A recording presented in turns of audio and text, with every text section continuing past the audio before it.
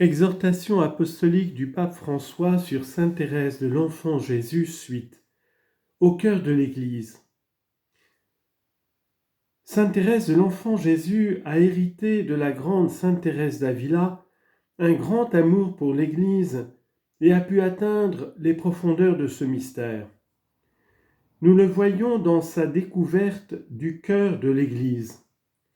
Dans une longue prière à Jésus, écrite le 8 septembre 1896, jour du 6e anniversaire de sa profession religieuse, la sainte confie au Seigneur qu'elle est animée d'un immense désir, d'une passion pour l'Évangile qu'aucune vocation ne peut satisfaire à elle seule.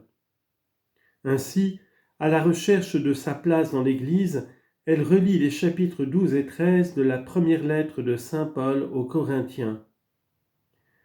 Au chapitre 12, l'apôtre utilise la métaphore du corps et de ses membres pour expliquer que l'Église comprend une grande variété de charismes ordonnés selon un ordre hiérarchique.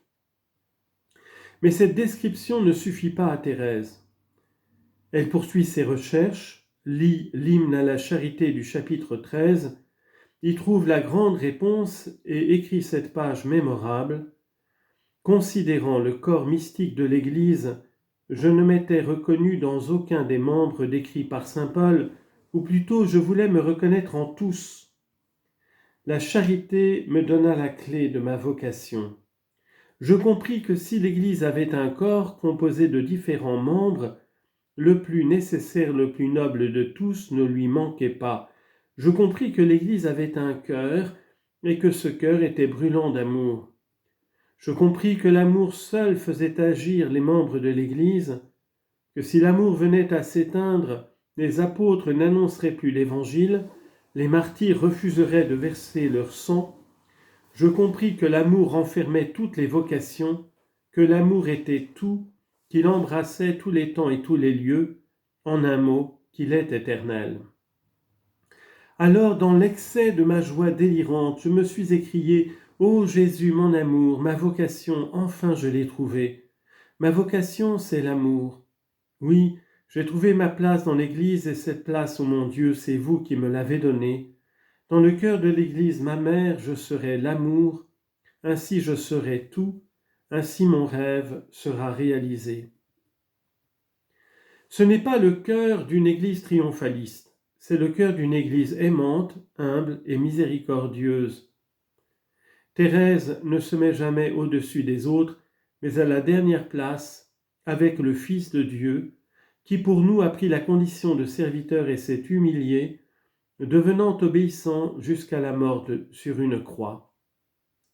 Philippiens chapitre 2 versets 7 et 8. Une telle découverte du cœur de l'Église est aussi une grande lumière pour nous aujourd'hui, afin de ne pas nous scandaliser des limites et des faiblesses de l'institution ecclésiastique, marquée par des obscurités ou des péchés, et entrer dans son cœur brûlant d'amour qui s'est embrasé le jour de la Pentecôte par le don de l'Esprit Saint. C'est le cœur dont le feu se ravive encore par chacun de nos actes de charité. Je serai l'amour. Voilà le choix radical de Thérèse, sa synthèse définitive, son identité spirituelle la plus personnelle. Pluie de roses. Suite à de nombreux siècles au cours desquels nombre de saints ont exprimé avec grande ferveur et beauté leur désir d'aller au ciel, sainte Thérèse reconnaît avec grande sincérité, citation, « J'avais alors de grandes épreuves intérieures de toutes sortes, jusqu'à me demander parfois s'il y avait un ciel. » À un autre moment, elle dit « Lorsque je chante le bonheur du ciel, l'éternelle possession de Dieu, je n'en ressens aucune joie, car je chante simplement ce que je veux croire. » Que se passait-il ? Elle entendait l'appel de Dieu à mettre le feu au cœur de l'Église, plus qu'elle ne rêvait de son propre bonheur. La transformation qui s'est produite en elle lui a permis de passer d'un fervent désir du ciel à un désir ardent et continu du bien de tous.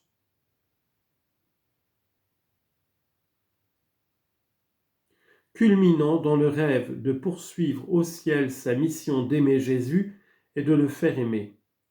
En ce sens, elle écrit dans une de ses dernières lettres, citation, « Je compte bien ne pas rester inactive au ciel.